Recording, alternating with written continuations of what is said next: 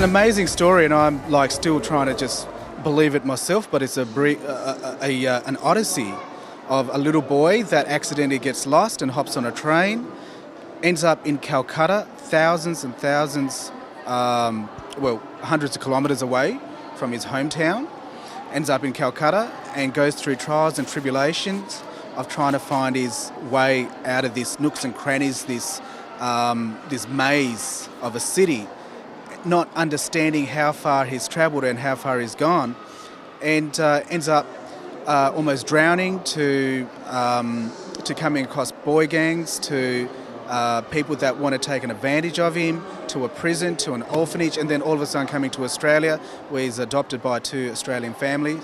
And growing up in Australia with his adoptive family, he later on finds out that, he's got to find closure to his past, and goes on a self-discovery adventure of trying to find his family, biological family, by using Google Earth. And a 6-year intensive search, the efforts pays off in 2011, he ends up finding the hometown via using Google Earth, and then making a remarkable self-discovery journey of going back to India to see what he found on Google Earth in reality as opposed to cyberspace, which becomes evident in 2012 when he goes back, and eventually finds his mum and sister and siblings. I think for me, I just felt extremely lucky to be in Australia with a new amazing family that's going to take care of me, as opposed to the people that I met in Calcutta. So safety, love, that was all there, and that's what I wanted. But you also had that other side of you that was, the beacon was getting bigger and bigger. This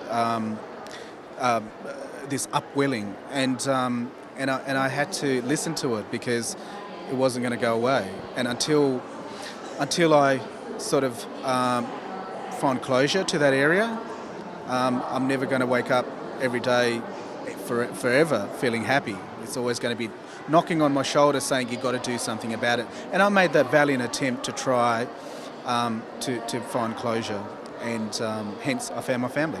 There's a lot of things depending on the individual person, whoever they are. But there's so much, because it evokes all sorts of attributes in the individual.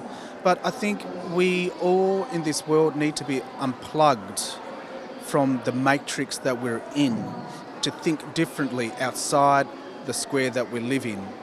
This story evokes all sorts of attributes that I said, from, is it nurture or nature, to political, to social. So social as in,